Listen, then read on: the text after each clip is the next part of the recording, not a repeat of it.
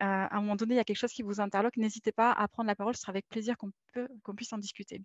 Je vais vous parler, de l'homo ludens, je vous expliquerai d'où sort cette expression-là. Je reviendrai très rapidement sur mon parcours pro et ensuite je prendrai le temps de parler des 3 thématiques de la semaine qui sont émotion, éthique et inclusion. Et si j'ai le temps, parce que je suis bavarde et j'espère que vous aussi, on parlera de la différence entre l'UX dans les jeux et l'UX dans les autres domaines, d'activité, dans les autres secteurs d'activité. Pour commencer, je me présente.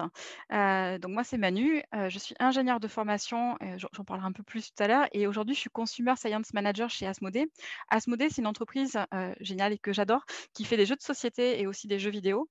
Avant ça, j'avais travaillé chez Ubisoft et chez Decathlon et ma spécialité, c'est de mener des études. Les études, j'ai eu l'occasion d'en mener, dans plein de pays différents, donc c'était très riche. J'ai arrêté de compter quand je suis arrivée à 700 études et j'ai arrêté de compter quand j'étais à 250 000 utilisateurs parce que ça faisait beaucoup trop dans les comptages, que j'ai passé ça il y a 2 ans, je crois et du coup, on va dire que j'ai, de l'expérience, en tout cas, sur la gestion des études. Moi, je considère que le métier d'expérience utilisateur, alors je vous dis bien moi parce que c'est mon point de vue très personnel, c'est une philosophie de travail qui vise à faire en sorte que la perception du client matche avec les intentions des marques. C'est vraiment comme ça, en fait, que je présente mon métier.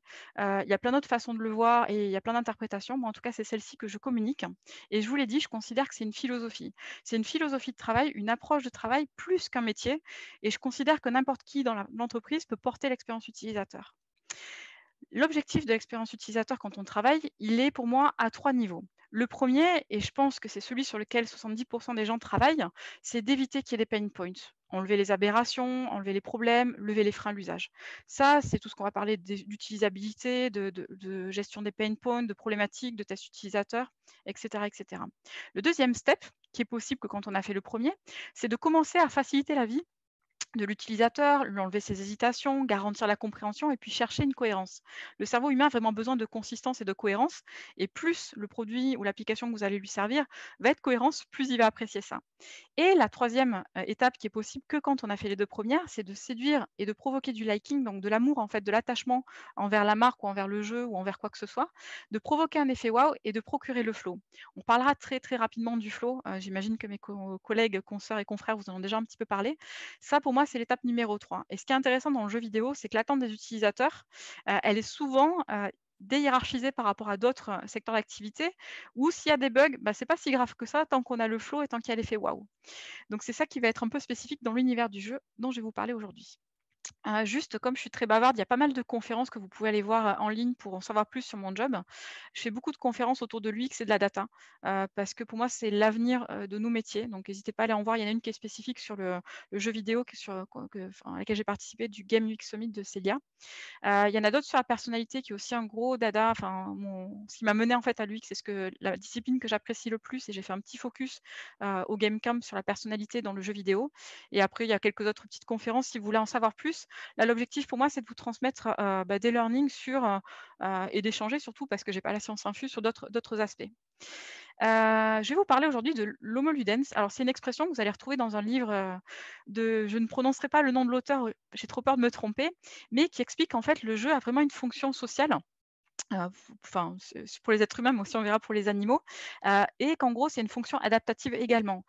On imite pour s'entraîner à la vraie vie, c'est une notion qui est universelle, et surtout, il y a un temps assez récent, on avait du temps libre et pour s'occuper, ben, on pratiquait des jeux parce que ça faisait du bien à notre cerveau. Là, je ne sais pas si vous voyez ma caméra, si jamais c'est pas le cas, je vous le montrerai à la fin. C'est un cerveau et psycho qui date de juin 2020 qui parle de comment le jeu construit le cerveau, acquérir les briques cognitives pour développer sa personnalité. Il y a d'énormes et d'excellents articles qui expliquent les bénéfices du jeu, sur le cerveau, que ce soit du jeu vidéo, du jeu de société ou même du jeu libre, c'est-à-dire du jeu sans forcément d'outils ou d'appareils. On voit souvent les enfants jouer avec du sable, jouer avec rien et puis s'éclater. Je vais vous parler de ce jeu-là et du coup le jeu on sait que, ça existe depuis très longtemps. Je vous prends le cas des osselets qui étaient joués déjà à l'Antiquité. Ça c'est, on ne pouvait pas encore retracer sur ce qu'il y avait avant, mais on voit que l'être humain joue depuis très longtemps. Les animaux sont aussi extrêmement joueurs. Je vous passe les bébés lions qui s'amusent à se bagarrer, les singes, et cetera et il y a un trait, de l'être humain qui est particulier, enfin qu'on retrouve dans d'autres espèces, c'est ce qu'on appelle la néothénie.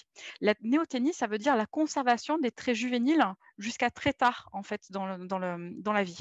On estime que l'être humain a un cerveau qui est à peu près fini à 25-30 ans. L'Achyloxolotl, il est jamais fini, il est toujours à l'état un peu embryonnaire, larvaire, même à l'âge adulte. Donc lui, c'est le champion, de la néothénie. Il y a des espèces qui naissent et qui sont prêts à l'emploi. Par exemple, les fourmis sont très rapidement, dès qu'elles passent de l'état de larve à l'état vivant, elles sont actives. L'être humain, en général, il a besoin de 2-3 ans pour être, assez débrouillard et son cerveau continue à mûrir jusqu'à 20-25 ans. Donc ça laisse de la place au jeu, ça laisse de la place aux apprentissages, ça laisse de la place à plein de choses et en tout cas, l'être humain, c'est vraiment sa spécificité, c'est ces 25 à 30 ans de néothénie, qui le caractérisent. Je vais vous parler maintenant plus concrètement du joueur. Alors, j'aime pas parler du joueur au singulier parce que pour moi, il y a des joueurs, il y a vraiment énormément de profils joueurs et je vous spoil un petit peu sur la suite, mais pour moi, quasiment tout le monde joue, donc ça va parler de l'être humain de manière générale. Et je voulais d'abord vous parler du core gamer. Le core gamer, c'est une expression qu'on utilise souvent dans l'industrie du jeu, qui désigne la personne qui va jouer de manière intensive. En gros, on appelait ça le geek avant et dans le milieu de l'industrie, on appelle ça souvent le core gamer. Le core gamer, vous l'imaginez facilement, un homme de, une trentaine d'années avec des lunettes, une barbe, qui fait que jouer à des jeux vidéo, enfin un peu geek, un peu nerd et qui a pas forcément beaucoup de vie sociale. Donc ça, c'est le cliché. Ce qu'on se rend compte très rapidement, c'est que ce nerd-là, ce gros fan de jeux vidéo, bah, en fait, il va jouer à énormément d'autres choses. On va très bien le retrouver à jouer à des boîtes physiques comme Zombicide avec des potes, donc un jeu coopératif. Quand il sera aux toilettes, il va sans doute ouvrir un Candy Crush ou un autre type de jeu, un Angry Bird ou un autre jeu un peu un Sudoku. Il va aussi jouer à Overcooked sur la console avec ses potes. Il va faire le Scrabble avec mamie de temps en temps. Il va jouer avec ses anciens camarades de promo à Among Us et puis il va faire un petit molki avec sa cousine, son cousin ou son neveu. Et en fait, ce qu'il faut avoir en tête, et c'est pour ça que j'insiste sur le fait de parler des joueurs, c'est qu'il n'y a pas un joueur qui joue qu'à un seul jeu. Et il faut arrêter avec cette idée qu'il y a un cloisonnement, que le joueur qui joue à Dark Souls ou qui joue à The Witcher, il joue qu'à ce type de jeu-là. Il va très bien se retrouver à jouer à FIFA, à des jeux casus, à des jeux de tout type de sorte. Et c'est un vrai casse-tête aujourd'hui d'essayer de démêler les motivations, de trouver des leviers d'activation sur l'ensemble de ces jeux quand on voit la multiplicité des pratiques pour une même personne. Si je vous demandais à vous, de me dire, tous les types de jeux auxquels vous jouez, votre liste serait grande et elle ne serait pas forcément très consistante comme on peut l'imaginer. Donc ça, c'est vraiment un premier learning, que j'ai eu quand j'ai commencé à plonger dans l'univers du jeu de société. Alors usuellement, je fais un petit exercice, mais là, je vois pas vos têtes, et puis je vois pas forcément dans le chat ce que vous allez me répondre et je commence par demander pour les gens qui travaillent dans l'univers du jeu, s'il y a une définition de ce que c'est qu'un core gamer et un casual gamer qui existent dans leur entreprise. Alors souvent: «Ah bah, tout le monde sait ce que ça veut dire un core gamer». Bah, tout le monde sait ce que ça veut dire un casual gamer. Casual gamer, c'est le joueur occasionnel, celui qui est pas vraiment très investi et en fait, le problème, c'est quand on explore vraiment ce que ça veut dire, c'est très difficile de se mettre d'accord sur une définition commune. Est-ce que c'est quelqu'un qui joue qu'à des jeux difficiles? Est-ce que c'est quelqu'un qui joue intensivement? Est-ce que c'est quelqu'un qui est très passionné ou qui se définit lui-même comme étant passionné? Est-ce que c'est quelqu'un qui dépense beaucoup de temps et beaucoup d'argent pour jouer? Est-ce que c'est quelqu'un qui est équipé d'un gros PC? Et en fait, toutes ces questions, et il y en a plein que je peux vous poser, elles sont multiples. On a des gens qui dépensent énormément d'argent, mais qui jouent très peu, mais qui se définissent comme des core gamers parce qu'ils ont 3 enfants et qu'ils n'ont pas le temps de jouer. Et on va même retrouver, ce qui m'est arrivé en table ronde, des très gros fans de Puissance 4, des gens qui jouent tous les jours à Puissance 4 et qui ont toutes les versions, la version où on jette des balles dans les trous, qui les collectionnent, en table ronde, c'est vrai, on a vraiment eu des gens comme ça et le mec, il disait qu'il, jouait à peu près 10 heures par semaine à Puissance 4, que c'était un grand fan, qu'il avait modélisé des algorithmes et cetera. Donc est-ce qu'on doit être élitiste et considérer que cette personne n'est pas un core gamer, vu le niveau de passion? Ça reste des questions ouvertes, mais en tout cas, essayez de vous ouvrir les chakras quand vous pensez, aux joueurs. Il y a plusieurs joueurs et ces joueurs-là, ils vont des fois être très fans, de jeux qui semblent pas être des core games. Alors, je vais vous faire un petit focus très rapide parce que je pourrais en parler pendant des heures. Il y a une différence, il y en a plein, des différences entre les jeux de société et les jeux vidéo. La principale, c'est surtout l'attitude de la société et plus particulièrement des parents envers les 2. Sur le jeu de société, vous allez trouver, très facilement des parents et surtout des mamans qui vont pousser les enfants à jouer. Elles vont les encourager parce qu'elles sont convaincues des bénéfices cognitifs. Et donc là, limite, dans certains cas, l'enfant, il en a marre de jouer parce que c'est la maman ou le papa qui pousse trop, au jeu et du coup, ça va être même jusqu'à un certain stade d'écœurement. Alors que sur le jeu vidéo, les enfants se font plus facilement, réprimer quand ils jouent ou limiter en tout cas dans la pratique du jeu, même si les mécaniques sont des fois similaires, même si, il y a des bénéfices derrière, juste parce que c'est sur un écran, parce que c'est digital et parce que souvent le parent ne connaît pas bien la mécanique, enfin ce qui se passe dans le jeu où il y a un moins grand contrôle, il y a un avis qui est très différent entre les 2. Et ça pour moi, ça joue énormément quand je vais, travailler sur, la création de jeux, sur la conception de jeux. C'est souvent une mentalité qui est très, très, très, très différente entre les 2. Je vais parler très rapidement du sport, parce que j'ai du mal à dissocier complètement, le sport des activités ludiques. Et puis de toute façon, on voit avec l'émergence de nouvelles pratiques, ludiques où on mêle un petit peu jeux vidéo et sport, activité physique. J'ai eu la chance de bosser sur Just Dance qui est justement un jeu vidéo sur lequel on danse, donc il y a une activité physique et un jeu vidéo. Et ce que personne ne sait, je pense personne ici, alors s'il y en a un qui le sait, je pense que je fais péter le champagne. Decathlon avait créé une console, vraiment qui s'appelait la Domios Interactive System. Donc ils avaient carrément développé leur propre console qui permettait de jouer sur un tapis, un peu à la Dance Dance Revolution, et ça, c'était il y a quelques années. Bon, je vous cache pas que ça a fait un four, mais en tout cas, voilà, il y avait à un moment donné chez Decathlon, on avait saisi une opportunité et puis on n'a pas forcément très bien traité la problématique. Donc moi, encore une fois, j'ai du mal à distinguer, les pratiques ludiques du sport et donc vous le verrez, j'en parlerai, tout à l'heure, mais pour moi, ça fait partie d'un tout. L'avantage dans le jeu quand on s'y connaît un petit peu, c'est qu'en fait tout le monde joue. C'est très, très rare de trouver une personne qui joue pas, qui a jamais ouvert un Candy Crush, qui joue pas au Scrabble ou à la belote ou au tarot ou à n'importe quoi. C'est hyper rare de trouver des gens qui ne jouent pas et aujourd'hui, ma difficulté dans les tests utilisateurs, c'est de trouver des non-joueurs. L'intérêt du fait que tout le monde joue, c'est qu'il y a énormément d'études qui existent sur des corrélations entre le type de jeu qu'on joue et d'autres choses comme les valeurs humaines, comme les fondations morales des personnes, comme des données démographiques. Si par exemple vous avez Angry Bird sur votre téléphone, donc ça c'est une étude qui est assez marrante qui est sortie en 2017, il y a très peu de chances que vous soyez un sportif actif. Voilà, c'est le genre de corrélation qu'on peut obtenir. Et donc basé sur le jeu, on arrive à avoir des corrélations vraiment très forte. En gros, c'est tu me dis à quel jeu tu joues et puis je te dirai qui tu es et honnêtement, c'est assez bluffant. Il y a énormément de chercheurs qui bossent sur ces thématiques-là et qui utilisent des modèles comme le questionnaire de Schwartz des valeurs et le Big Five. Je pense à Quantric Foundry, ou au questionnaire de Schwartz des valeurs de manière générale et vous allez pouvoir trouver pléthore d'études, qui vont vous aider à cerner la personnalité de vos joueurs et je trouve qu'aujourd'hui, c'est dommage qu'on ne les utilise pas assez parce que pour moi, c'est des leviers précieux et ça évite de passer 3 ans à développer son propre questionnaire. Je vous mettrai les références, Heu, à la fin et puis je vous enverrai aussi la présentation. Vous affolez pas, comme je sais que je parle vite. Elle est déjà prête sur WeTransfer et je vous la transfère immédiatement après, comme ça vous pourrez le relire à tête fraîche si vous avez envie. Mais en tout cas, je vous donnerai les références là-dessus. Donc je vous ai parlé un peu d'Homo Ludens et je vais vous expliquer comment c'est corrélé à mon parcours professionnel. Alors je suis assez introvertie et j'aime pas trop parler de moi, aussi paradoxalement que ça puisse paraître, pour, le niveau de bavardise que je peux avoir sur les réseaux des fois. Mais, mon parcours, je ne l'ai pas forcément présenté à beaucoup de monde. Quand j'étais gamine, j'adorais le sport et plutôt les sports extrêmes. Je suis une grande fan de VTT descente et d'arts martiaux.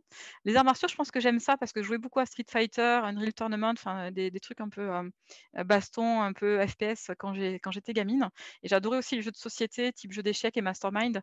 Je pouvais vraiment devenir un peu maniaque de ce genre de jeu. En tout cas, c'était quelque chose que j'adorais et quand j'ai dit à mes parents que je voulais travailler dans un de ces secteurs-là, ils m'ont dit: «Bah, ça va être compliqué ma grande parce que c'est déjà des secteurs saturés et puis je vois pas trop comment tu vas pouvoir le faire, ni quel métier tu vas pouvoir utiliser pour le faire». L'intérêt de ces activités-là que je vous mentionne, c'est les activités autotéliques, c'est-à-dire des activités que les gens font pour le plaisir qu'elles procurent en elles-mêmes et pas des activités, qui sont poussées pour une motivation externe. Par exemple, aller à la banque pour acheter un produit, vous le faites parce que vous avez besoin de mettre à jour votre carte bleue, de récupérer un chéquier.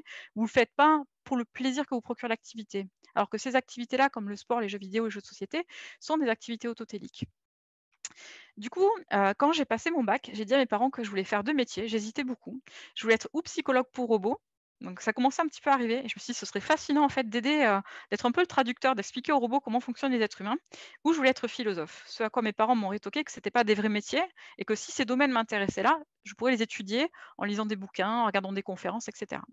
Et du coup, malheureusement ou heureusement pour moi, je me suis dirigée vers une école d'ingé, et la chance que j'ai eue dans cette école d'ingé, c'est qu'elle me permettait de faire 3 choses. De faire des études en ingénieur en matériaux, de faire art-études, donc j'étais dans une école d'art et de design et de continuer comme j'étais sportive de haut niveau, à faire du sport-études. Et du coup, ça me permettait vraiment de continuer à garder mes passions tout en renonçant un peu sur le fait que j'en ferais pas mon métier. Et j'ai commencé un début de carrière en recherche en nanomatériaux, parce qu'à l'époque, je pensais que c'était l'avenir et j'étudiais un matériau qui s'appelle l'iodate de fer, que j'aime beaucoup parce que c'est un petit énergumène.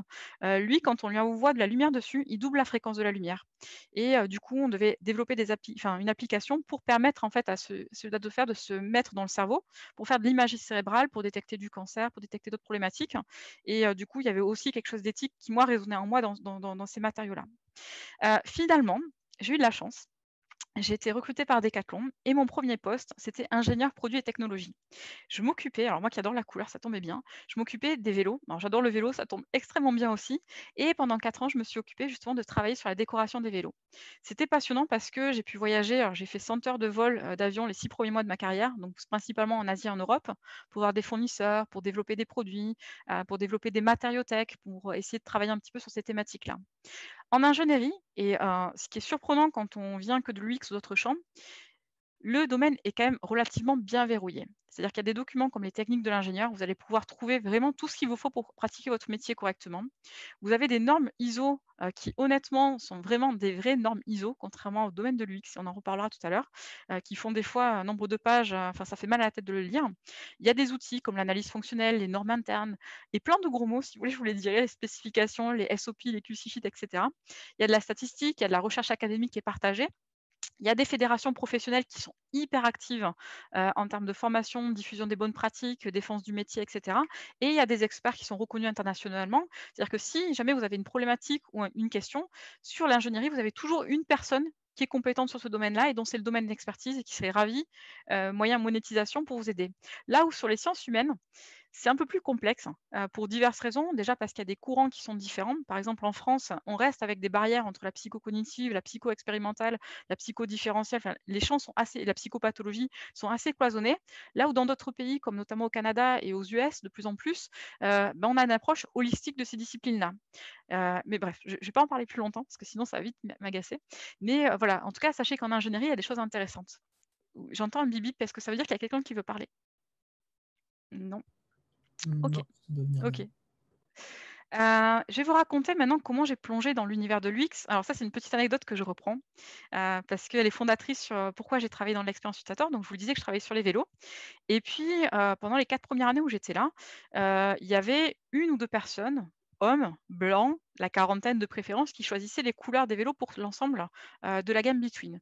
Et puis des fois, on faisait quand même des sacrés fours. On a sorti un vélo gris pour les enfants, alors que les enfants considèrent que c'est une non-couleur. En fait, le gris, c'est même pas considéré comme une couleur par les enfants de 8 ans et on a fait un four, juste en changeant la couleur, on a perdu 38 du chiffre d'affaires la première semaine. Donc l'impact de la couleur était important. Mais aujourd'hui, c'était souvent des hommes qui choisissaient la couleur des vélos et notamment quand on s'est posé la question du Bicool, qui était un vélo destiné aux femmes parisiennes. Et un jour, il y a un chef de produit qui arrive et qui me dit: «Écoute Manu, j'ai pas envie qu'on se trompe. Est-ce que tu peux me dire, toi, quelle couleur il faudrait qu'on choisisse?» Je dis: «Moi, je veux bien te dire ce que j'aime. Par contre, je suis pas sûre d'être représentative. Je suis déjà assez experte sur le vélo, je suis plutôt garçon manqué. Je suis pas sûre que la couleur que je vais te donner, ce soit celle qui plaise aux fans parisiennes un peu bobos». Et donc il me dit: «Bah, écoute, mène une étude». Alors là, j'étais bien emmerdée, parce que je ne savais pas comment mener une étude client, donc je me suis beaucoup renseignée, j'ai appelé pas mal d'experts. Je pense qu'il y a un truc qui me caractérise dans ma façon de faire, avec du recul, c'est que dès que je ne sais pas, alors souvent, des fois j'ai peut-être le syndrome de l'imposteur, mais je pars du principe que je ne sais pas grand-chose, je m'entoure d'experts, je pose des questions, les gens sont ravis de discuter en général, de partager et puis j'apprends au contact des autres, hein. Moi, ce que j'ai appris, j'ai quasiment tout appris au travers des échanges, que j'ai pu avoir autour de ma profession. Bref et du coup, je commence à mener mon plan d'expérience, donc on produit des vrais vélos qu'on met dans un vrai magasin. Je regarde dans les documents, de test utilisateur, il me fallait 200 personnes pour que ce soit significatif en termes de réponse. Donc je fais vraiment les choses en grand avec du budget et cetera et puis on fait venir toutes ces femmes et puis on leur pose des questions. Alors désolée, on leur demande quelle couleur choisir. On leur demande dans un premier temps, comme ça à chaud, quelle est leur couleur préférée. Ensuite, on leur demande parmi les vélos qui sont devant elles, lequel elles préfèrent. Parmi les vélos qui sont devant elles, lequel elles achèteraient et puis si on leur en donne un, lequel elles prendraient. Alors là, vous allez me dire: «Mais Manu, pourquoi tu poses 4 fois la même question?» Et vous allez être surpris parce que la couleur préférée de ces femmes parisiennes assez extroverties, c'est le rouge. La couleur préférée, c'était le turquoise parce qu'effectivement, le bleu turquoise était très, très beau. Alors, il faut savoir qu'il y a rouge et qu'il y a rouge et qu'il y a bleu et qu'il y a bleu et souvent, on peut changer une étude de préférence juste parce que la teinte de rouge a un petit peu changé. Lequel les achèteriez-vous? Le blanc, parce que en fait, en turquoise, c'est un peu trop voyant et si on me le vole et si je suis habillée en rouge et cetera et puis là, quand on leur met le vélo dans les mains, donc vraiment dans les mains, ils te disent le noir parce que le blanc, c'est salissant et puis j'ai pas envie de m'emmerder à nettoyer et donc là, déjà, tu te demandes, qu'est-ce qui se passe dans la tête des femmes pour qu'on en arrive là? Est-ce qu'elles savent pas ce qu'elles veulent ou est-ce qu'elles nous racontent n'importe quoi? Et le plus vendu, ça a été l'anthracite. Et c'est là où je me suis dit: «Il y a un vrai souci, ou avec ma méthodologie d'étude ou avec la psychologie de ce que j'en comprends, parce que je ne comprends absolument pas comment les décisions, elles sont prises quand il s'agit de choisir, d'acheter ou de décider pour un produit». Et du coup, ce qui m'a nourri pendant toute ma carrière, c'est la quête infinie, sans fin de savoir qu'est-ce qui influence nos décisions. J'ai trouvé 2 solutions, à l'époque, hein, je parle, c'était il y a une dizaine d'années. Je considère qu'il y a mon papa et ma maman. Mon papa, c'est la qualité perçue. Alors, je sais que UX, c'est un terme qui est à la mode, mais l'UX a un peu des fois réinventé l'eau chaude, hein, tout ce qu'on voit dedans, enfin, je dirais que 90 des choses qu'on voit en expérience utilisateur, on le voit dans d'autres disciplines. C'est inspiré du marketing, c'est inspiré de la psycho, c'est inspiré, de l'ergo, de l'analyse sensorielle, de la qualité perçue. Et du coup, pour moi, les papas et les mamans, c'est eux. La qualité perçue, alors j'ai eu la chance d'être formée par Renault, avec qui, Decathlon avait un partenariat, enfin travaillait des fois de temps en temps, et ils ont vraiment des super process là-dessus. La qualité perçue, c'est s'intéresser à la perception des utilisateurs. Malheureusement, le doc est confidentiel, je ne pourrais pas trop vous en parler. Et j'ai été formée par Eurocine, qui est le plus grand centre de tests utilisateurs, je dirais de France, mais je pense aussi, d'Europe. Ils testent tout type de produits. Ils ont vraiment ça, c'est vraiment leurs locaux. Ils peuvent tester, 200 produits en même temps. Ils ont des caméras, des biométries, des stands où on peut même, exposer jusqu'à 6 voitures dedans, et c'est des serial testeurs. Thierry Laja qui a créé justement ce centre-là, il teste des produits partout dans le monde. Il passe son temps à tester des produits de tout type, et puis ils font vraiment des campagnes massives, et Decathlon travaille beaucoup avec eux. Donc eux, c'est mes 2 papas et ma maman. J'ai ensuite, une fois que j'avais bien verrouillé la partie ingénierie, je suis devenue chef de projet couleur chez Decathlon. Là, c'est là où j'ai plus rejoint un métier de designer, parce qu'il s'agissait d'anticiper les choix couleurs de Decathlon, de créer des coloramas de marque, de faire des showrooms, de faire de l'évangélisation, des formations, de travailler sur des mood boards. Moi, j'adorais vraiment tout ça. Alors comme j'ai un côté un peu créatif, c'était vraiment, enrichissant d'arriver au boulot et d'avoir des harmonies couleurs partout, de réfléchir et d'anticiper. Là où c'était intéressant, c'est de voir que pour anticiper des choix couleurs, heu moi, j'étais vraiment surprise de voir qu'en fait, toutes les industries, en fait, écoutent les grands cabinets de tendance comme Peclers, Promostyle, Mix, WGSN, et cetera. Et du coup, tout le monde, au même moment, se met d'accord, en gros, sur les tendances couleurs qu'il va y avoir en magasin. Et en 2010, j'ai vu apparaître du fluo dans les cahiers de tendance, et je me suis dit: «Waouh, le fluo, il faut vraiment que je développe ça, parce que sinon on va arriver en retard le jour, où le fluo va être à la mode». Parce qu'en termes de tenue aux UV, de tenue des exigences de Décathlon, on va pas tenir le cahier des charges. Et du coup, en 2010, je suis allée voir mon patron, j'ai dit: «Écoute, je pense qu'il faut qu'on développe du fluo sur les vélos». Elle m'a regardée, elle m'a fait: «Ça y est, tu te crois dans les années 90, tu as pété un plomb». Enfin, en gros, elle s'est un peu moquée de moi, mais je l'ai quand même fait. Et du coup, en 2012, quand on a commencé à avoir du fluo sur les chaussures, sur les t-shirts, sur les lunettes, on était à l'heure, et puis Decathlon a pu fièrement développer des vélos fluo qui tenaient aux UV, contrairement à la plupart des concurrents, et donc ça a été un succès. Et si aujourd'hui vous voyez des vélos fluo en magasin, j'ai un peu ma part de responsabilité, ou en tout cas dans la rue, c'est un peu ma part de responsabilité, parce que l'enjeu, c'est de comprendre les tendances. Et quand on me parle de tendance, ça veut dire s'intéresser encore plus à la psycho. Donc là, vous me voyez en train de partir de plus en plus dedans, dans ce domaine de l'UX. On avait des questions hyper intéressantes comme combien de couleurs il faut en magasin, combien de couleurs il faut dans nos linéaires, pour rendre les, rayons attractifs. Alors il faut savoir qu'à Decathlon, 90 du chiffre d'affaires se fait sur du noir, du blanc, du gris, en gros les couleurs qui sont là, et du bleu marine, du rouge des fois de temps en temps, et que en gros, souvent on met du jaune plus pour attirer le client et pour le laisser, alors l'adage c'est: «On laisse le client choisir du noir». Voilà, c'est un peu la philosophie derrière, et du coup, il y avait vraiment un travail de réflexion pour rationaliser, éviter que ça parte dans tous les sens, avoir les bonnes couleurs au bon moment, et cetera, et cetera. J'ai ensuite, à mon retour de congé maternité, alors oui, j'ai pas mal d'enfants, un peu trop d'enfants. Et du coup, mon premier congé maternité, quand je suis revenue, on m'a dit: «Beh, quel métier tu aimerais faire?» Et c'est là où j'ai, décidé, ben, à l'époque où, Decathlon voulait devenir une entreprise libérée, c'est-à-dire laisser ses collaborateurs porter les projets et les créer de A à Z, de créer un pôle user science, et c'était vraiment super chouette. À l'époque, on m'avait interdit d'utiliser le mot user experience parce qu'il était trop lié, aux technologies informatiques, et du coup, on ne voulait pas appeler ça, expérience utilisateur, donc on appelait ça user science, et ça tombe bien puisque je suis assez scientifique dans ma façon de faire. Et ce qui était chouette, c'est qu'on avait full budget, pour faire les études, pour recruter également. Donc là, vous avez l'équipe, au grand complet, sans les stagiaires qui venaient de temps en temps nous rejoindre. Et du coup, l'objectif, c'était vraiment de s'assurer de cette adéquation, comme je vous ai évoqué au début, entre l'utilisateur, le produit et la marque. On a pu faire en l'espace de 2 ans tout un tas de trucs. J'ai fait une conf qui explique tout le détail, un mélange du quanti, du quali, des études hybrides, de la biométrie, enfin plein de choses assez intéressantes. Je vais juste revenir sur deux trois éléments, qui m'ont semblé, intéressants, parce que comme je vous disais, mon objectif, c'est de prédire le comportement des utilisateurs.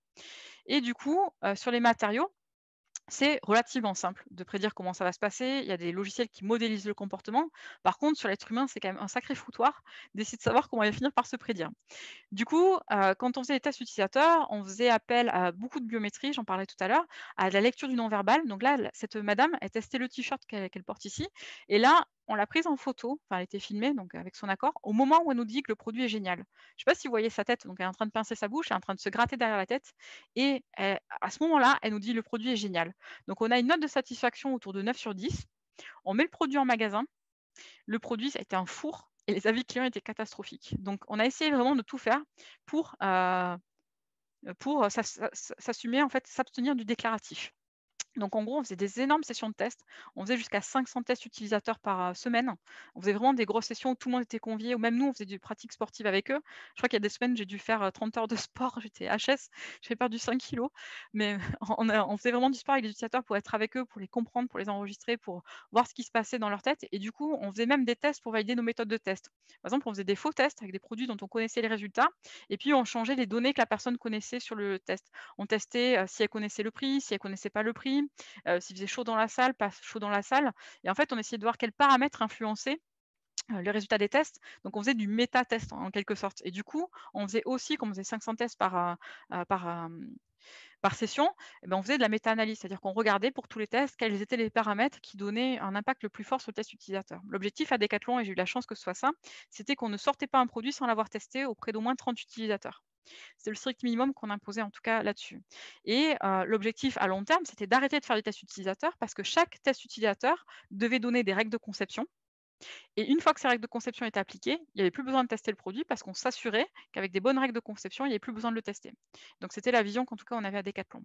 On essayait aussi, basé sur la test utilisateur, de prédire la note finale des avis clients.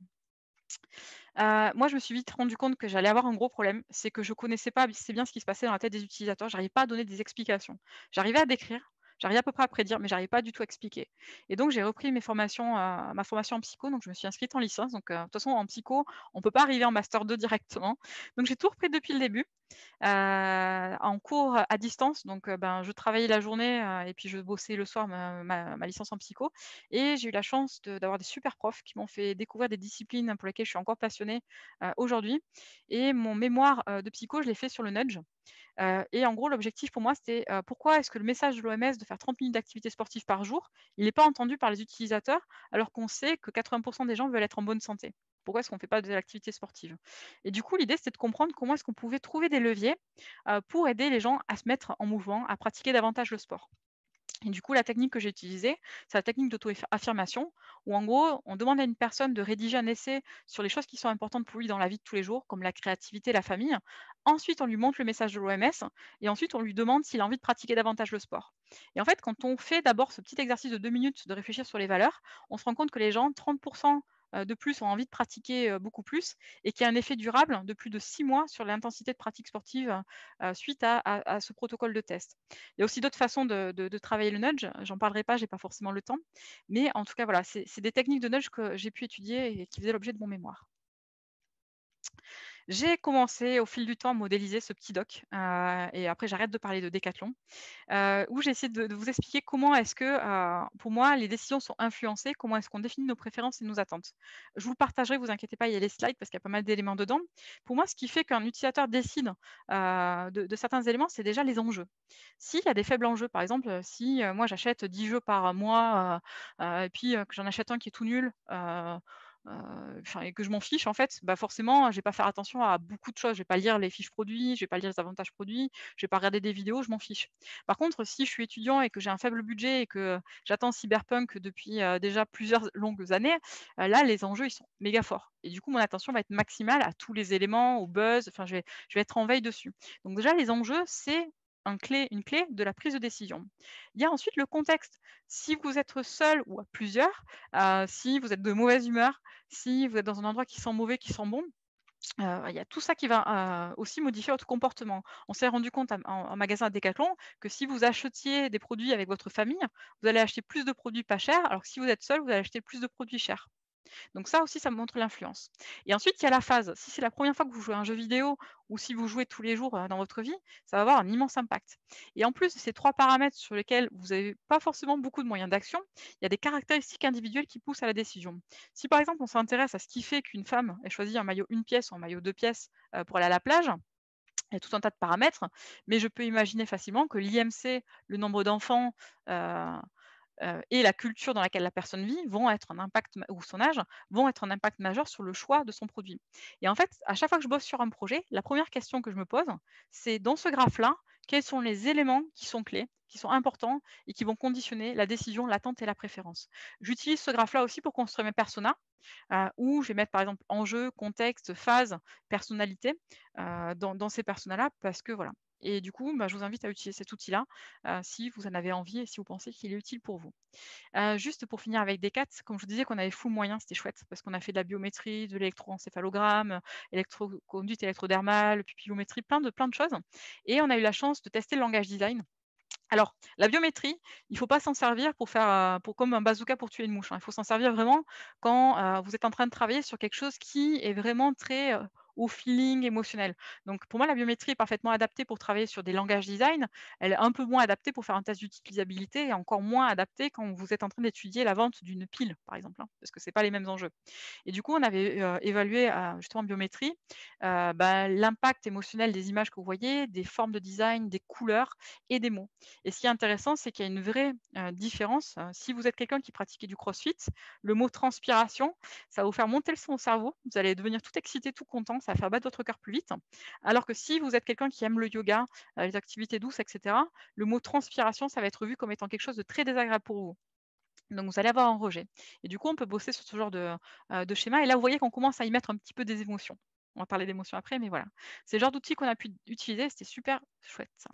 J'ai ensuite travaillé chez Ubisoft, où je travaillais sur Just Dance, mais j'ai pu faire une sorte de consulting pour d'autres entreprises et je bossais pas en tant que UX designer, mais plutôt en tant que UX stratégiste. Le but pour moi, c'était de travailler sur 3 axes. Le premier, c'était lever les freins, actuels sur le jeu. Alors ça, oui, c'est de l'UX design pur, et dur, mais c'était aussi de travailler sur le positionnement graphique et également travailler sur l'offre digitale. Et donc, quand on commence à travailler sur des niveaux stratégiques, c'est assez intéressant. Et là, en fait, j'ai découvert que c'était pas si différent, chez Decathlon de chez Ubisoft parce qu'on s'adresse à des passionnés, des gens qui aiment leur activité et du coup, le point de vue, la façon d'analyser, les motivations, il y a quand même d'énormes similarités donc, je dirais pas que j'ai été dépaysée en bossant chez Ubisoft, mais en tout cas, voilà, c'était pas spécialement surprenant non plus. J'ai ensuite quitté Ubi pour me lancer dans le consulting.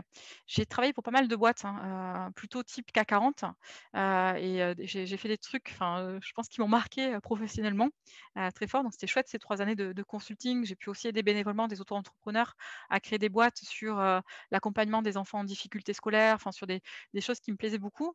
Et puis, j'ai pu bosser aussi sur un projet qui m'a beaucoup plu, qui est Open Mind Innovation. En gros, ils font des jeux vidéo en réalité virtuelle pour, la rééducation, du stress post-traumatique, pour la gestion de l'anxiété, donc toujours avec des problématiques psychopathologiques qui me plaisaient beaucoup.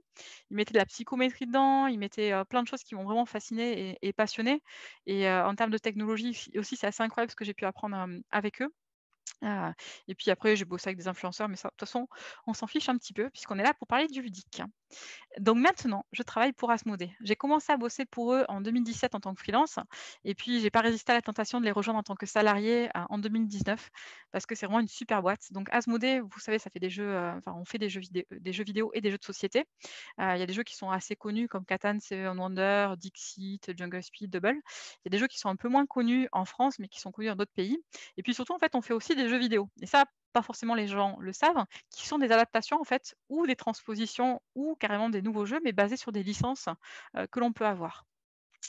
On a aussi des, outils et des produits hors jeu, comme par exemple des boîtes pour, gérer, sa boîte de jeu, organiser sa boîte de jeu et on a aussi, travaillé, on a racheté Trick Track, et Philibert. Trick Track, c'est un blog, enfin, c'est un des blogs les plus fréquentés en France et en tout cas encore plus sur les jeux de société, et du coup, on les accompagne aussi également sur l'expérience utilisateur de ce jeu-là, où on récolte les avis des utilisateurs pour voir qu'est-ce qu'on peut faire pour améliorer sur nos jeux. On a créé il y a pas longtemps et j'étais ravie de participer sur la création de la marque Unbox Now, qui est, notre plateforme en tout cas de contenu, sur quel contenu on offre à nos joueurs pour améliorer l'expérience de jeu et Philibert qui est le spécialiste de vente des jeux de société aussi, qui fait partie du groupe Asmodée, de la nébuleuse Asmodée.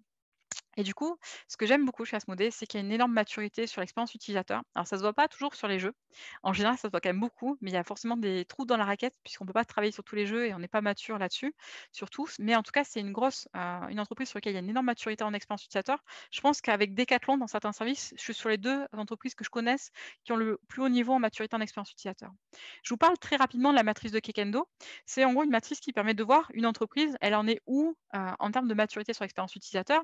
La plupart des boîtes en France, elles sont sur, du niveau 1, 2 et 3. Beaucoup sur du niveau 1 et 2. C'est-à-dire le niveau 2, on n'a pas forcément beaucoup de moyens, ni de ressources. En gros, on a une personne qui est le mouton à 5 pattes et qui fait un peu tout et n'importe quoi, souvent mais même si c'est pas toujours vrai. Ensuite, on a des entreprises où il y a des experts et puis ensuite ils commencent à quantifier puis corréler avec des KPI.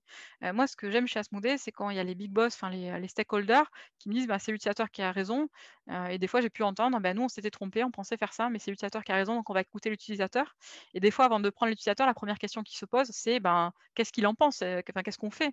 Avant de décider qu'est-ce que l'utilisateur veut, et du coup, pour moi, il y a une réelle écoute de l'utilisateur où il y a des réels changements de cap qui ont pu être opérés de ce que j'ai pu en voir sur cette côté, on écoute l'utilisateur et on veut être user centric, et ça, c'est chouette, mais c'est en même temps, je vous dirais, indispensable dans l'univers du jeu parce que les utilisateurs, ils veulent être écoutés, ils veulent parler, surtout les plus passionnés, et je pense que ce serait compliqué pour une entreprise dans le jeu d'opérer si on n'est pas vraiment sur un niveau de maturité très fort en expérience utilisateur.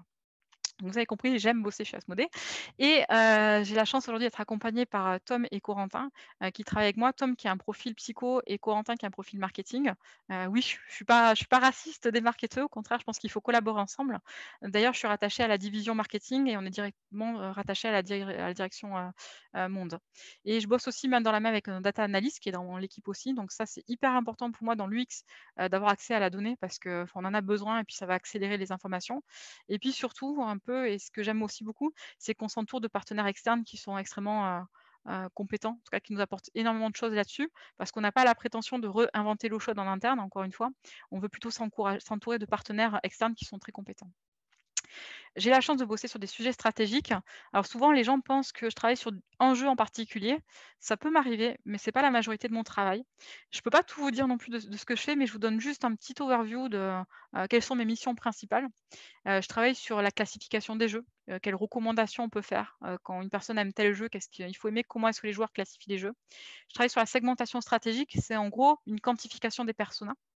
Je travaille sur les pain points des joueurs et des non-joueurs. Je travaille beaucoup sur les études hybrides, le data mining, la mise en place des KPI utilisateurs. Comment est-ce qu'on augmente, le liking sur nos jeux, le fait que les gens aiment ça, et puis du coup, je travaille aussi, pas mal sur des choses un peu plus prospectives comme l'impact sur, le covid et les confinements sur la pratique ludique, les tendances, et puis il y a un pavé dont je parlerai tout à l'heure qui est tout ce qui est axe de recherche utilisateur. Parce que c'est aussi quelque chose qui me tient à cœur, c'est d'aller encourager la recherche. Derrière, on a la chance en interne d'avoir Asmodee Research, qui passe beaucoup de temps à encourager les universitaires à développer en tout cas travailler sur des articles, là-dessus. On collabore avec des studios. Je vous en mets quelques-uns parce que, je pense que vous connaissez peut-être plus le nom des studios que Asmodee. De toute façon, Asmodee est une marque B2B, pas forcément une marque qu'on a envie de communiquer à tous nos consommateurs. Mais voilà, c'est les studios avec qui on travaille, et forcément, il y a des niveaux qui sont hétérogènes, sur l'expérience utilisateur, mais il y a quand même j'ai quand même la chance d'avoir des gens qui sont extrêmement compétents, des auteurs qui sont passionnés, et franchement, c'est toujours un honneur de bosser avec eux. Alors je vous montre un aperçu du genre de choses que je peux mener. Ça, c'est un persona. Alors je le simplifie vulgairement. On va dire c'est mon persona avec les jeux que j'aime, mon vrai âge et mes vraies professions et cetera. Parce que voilà, c'est vraiment quelque chose que je vais, travailler en tout cas, au quotidien, c'est l'amélioration de nos personas. Nos personas aujourd'hui font, 4 pages assez denses d'informations qu'on a vraiment mesurées auprès des utilisateurs, comme le budget auquel ils dépensent, comme leur trait de personnalité, comme leur motivation au jeu, et ça, c'est des outils qui peuvent vraiment aider, chaque studio, chaque personne en interne à former et à décider des bonnes choses. Et je vais vous parler des 3 sujets. Il me reste du temps, donc n'hésitez pas si vous avez des questions sur mon parcours. Je les vois pas forcément sur le chat apparaître, mais là, je vais vous parler des émotions. Alors je commence par ce sujet-là, parce que c'est le plus facile à traiter. Mes collègues et consoeurs, Célia et Roxane ont dû vous en parler avec une approche qui est différente, de la mienne et tant mieux. Moi, comment je vois les émotions, c'est avec une approche assez liée à la personnalité, forcément corrélée à l'engagement et la motivation et avec beaucoup de biométrie et de métrologie dedans. Il y a un truc qui m'énerve, c'est l'heure du café, donc je peux vous le dire entre nous et que ça s'ébruite pas. J'en ai marre du côté psychocognitif partout, tout le temps et cetera, ça me casse les pieds. Parce qu'il y a pas que la cognitive dans la vie et la cognitive n'explique pas tout. Donc c'est bien, c'est un bon début, mais il y a pas que la cognitive dans la vie, essayez de vous en souvenir quand vous travaillerez. Le design émotionnel, parlons-en aussi parce que, pour moi, ça, c'est une discipline sur laquelle je suis formatrice, parce que j'adore ça. Je trouve que c'est hyper intéressant de s'intéresser, aux émotions et mon mari était, gérait les sciences affectives chez Decathlon. Et du coup, les sciences des émotions, on a pu en discuter, des soirées et des soirées entières. Et du coup, pour moi, les 4 compétences du design émotionnel, c'est d'abord de savoir décrire les émotions. Je vous en parlerai un peu plus, en détail tout à l'heure, mais savoir décrire les émotions, pour moi, c'est quelque chose que vous devez, et c'est une obligation du designer, c'est de bien être au clair sur les émotions, sur quel de quoi vous parlez. Est-ce que vous utilisez des émotions ou est-ce que vous mélangez avec des humeurs, des sentiments ou des sensations? Parce que des fois, on voit du tout et du n'importe quoi. C'est aussi de les savoir les spécifier, clairement. Qu'est-ce qu'on veut faire vivre aux utilisateurs? C'est savoir les appliquer. OK, maintenant qu'on a spécifié ce qu'on voulait, faire dire, concrètement, qu'est-ce qu'on fait, pour faire vivre cette émotion? Ensuite, c'est aussi savoir les mesurer. OK, maintenant qu'on a pu, bien dire, ce qu'on voulait faire, qu'on sait l'appliquer, est-ce que vraiment cette émotion, c'est celle que l'utilisateur ressent ou pas du tout? Et souvent la réponse, c'est ou pas du tout. Il y a un outil, sur lequel je fais bosser, les étudiants que je forme sur les émotions qui s'appelle Atlas of Emotion, qui est, développé par Paul Ekman et le Dalai Lama qui est en sponsor. Ça me fait toujours marrer de voir ça et qui est un excellent outil, pour améliorer votre vocabulaire sur les émotions. Alors c'est un peu comme les couleurs, si vous êtes designer couleurs et matières et que vous savez dire juste 10 couleurs, ça va être compliqué pour vous de travailler. Mais pareil, quand on fait du design émotionnel, il faut que vous améliorez votre vocabulaire sur les émotions. Et il y a même, pour moi en France, un manque de mots, des fois sur certains, aspects. Alors les peuples latins ont beaucoup de mots pour parler de la colère. Et sur la joie, on n'est pas forcément super bon. Donc inspirez-vous aussi des mots qui existent dans d'autres, civilisations. Par exemple, alors c'est plus du sentiment, c'est pas vraiment de l'émotion, mais au Japon, il y a un mot, alors je ne saurais pas vous le sortir, qui explique la tristesse que c'est quand on a des invités à la maison et puis qu'ils s'en vont, l'espèce de vide. Alors c'est pas vraiment de la tristesse ou de la nostalgie et du coup, ils ont une granularité plus fine là-dessus, qui est intéressante. C'est tout comme les Esquimaux, alors vous la connaissez celle-ci ou les Inuits, ils ont plus de mots pour parler du blanc que les Français parce que forcément dans leur environnement, il y a plus, de blanc, il faut plus les caractériser. Le blanc, de la neige quand, il y a sans doute une crevasse dessous, le blanc de la neige, qui date il y a 10 jours. Enfin voilà, ils ont vraiment un vocabulaire plus précis. C'est pareil sur les émotions. Essayez de développer votre atlas des émotions, donc allez sur ce site web qui est génial et surtout développer un vocabulaire des émotions qui est lié à votre produit. Ce serait une erreur d'appliquer tel quel les outils qui existent aujourd'hui sans passer par le prisme de votre produit. N'allez pas utiliser du Puknik, pour faire, vos produits. Ça sans doute pas pertinent. Donc essayez de bien utiliser des roues qui vous sont spécifiques, des outils qui vous sont spécifiques et ça pour moi c'est votre ça. Juste sur les émotions, pourquoi c'est important? Parce qu'on se rend compte qu'il y a une vraie relation anthropomorphique entre le produit, le jeu et la marque. Les émotions comptent énormément et même plus que, la satisfaction des besoins, une bonne analyse fonctionnelle et cetera, plus que la confiance et cetera. Quand il s'agit de prédire la fidélité à la marque, l'utilisation et les ventes et la recommandation. L'attachement émotionnel, c'est pour moi une clé, ça c'est pas moi qui le dis, c'est l'Ipsos, hein, de la fidélité, de la vente et de la recommandation. Alors si c'est pas ça que vous ciblez, faites pas du design émotionnel, mais en tout cas, si vous ciblez ça, sachez que c'est extrêmement important, pour tous ces aspects-là. Et du coup, des fois, quand on a un attachement émotionnel sur le prix, on peut avoir un comportement qui est complètement irrationnel, sur le prix. Sur l'iPhone, moi, ça à chaque fois, j'hallucine sur le niveau de prix de vente, de l'iPhone et la valeur, réelle du produit, donc la valeur perçue. L'attachement émotionnel à Apple est tellement fort que les gens sont prêts à payer n'importe quoi. Et on le voit sur toutes les marques qui sont fortes sur l'attachement émotionnel. Et dans le jeu, il y a beaucoup d'irrationnel aussi. Oui, alors d'ailleurs, moi aussi, hein, la première, moi qui suis très fan de Zelda Breath of the Wild, j'ai aucun scrupule à dépenser 45 € pour un bouquin. Là où des fois sur l'expérience utilisateur qui est pourtant mon métier, quand j'ai un bouquin à 45 €, voilà, il faut vraiment que je sois très, très motivée pour l'acheter. Et donc cet attachement émotionnel qui vous fait des fois pas, réagir de manière rationnelle, il compte énormément et les émotions en font partie. Si j'avais plus de temps, j'aurais été ravie d'évaluer des traits de personnalité avec vous pour essayer de voir quelle était votre ouverture aux sentiments et quelle est votre sensibilité, votre préoccupation pour autrui. Ces 2 facettes du NeoPR, donc du Big Five, on va dire en quelque sorte, c'est un outil sur lequel je suis certifiée, donc je peux vous le faire passer et l'idée, c'est qu'en gros, vous allez faire une auto-évaluation. Je vous montre un peu comment ça marche puisque j'ai encore un peu de temps. Alors, vous avez des items comme sans émotion forte, la vie serait sans intérêt pour moi, et puis vous répondez de 1 à 5 si c'est totalement en accord ou totalement en désaccord avec vous. J'éprouve rarement des émotions fortes, donc ça c'est le numéro 3. Est-ce que c'est tout à fait vrai ou pas tout à fait vrai? Et donc vous allez pouvoir lire tous ces items-là, vous évaluer. Vous allez obtenir un score en sensibilité et un score en sentiment, donc le A6 et le O3 là, que vous voyez sur la colonne en toute petite typo avec plein de nombres et du gris au milieu. Et du coup, vous allez pouvoir vous positionner par rapport à la population française. La population française, en moyenne, elle est dans le gris, foncé, donc de 21 à 24 sur la sensibilité et de 20 à 23 sur les sentiments. L'idée ici, et vous pouvez vous l'imprimer et vous le passer après si vous voulez, c'est pas d'être dans la moyenne des Français, c'est de comprendre où vous en êtes pour savoir si quand vous faites du design émotionnel, bah, si vous n'êtes pas ouvert aux sentiments, ça va être vraiment très compliqué pour vous de comprendre ce que disent les utilisateurs, d'être dans l'empathie, enfin, il peut y avoir vraiment des difficultés quand vous allez travailler sur l'UX design. Et pareil sur le A6, qui est, la sensibilité, si vous êtes très peu sensible, aux sentiments d'autrui, ça va être très complexe aussi pour vous, de vous mettre à la place de l'autre, de voilà, vous allez dire: «Bah, c'est pas grave, l'utilisateur, il va pouvoir, enfin, il ira au-dessus», enfin, vous allez être complètement insensible à ça. Et du coup, ça aussi, c'est enfin, les personnes autistes avec qui j'ai l'occasion de travailler, moi-même, je pense appartenir un petit peu au spectre autistique parfois, heu, bah, ils ont forcément une bonne sensibilité. En fait, le fait d'être au courant, ça va vous permettre, comme c'est à ça que sert un test de personnalité, c'est à vous tenir au courant de où vous en êtes par rapport à l'ensemble de la population pour développer une ouverture d'esprit qui vous permet de comprendre les autres.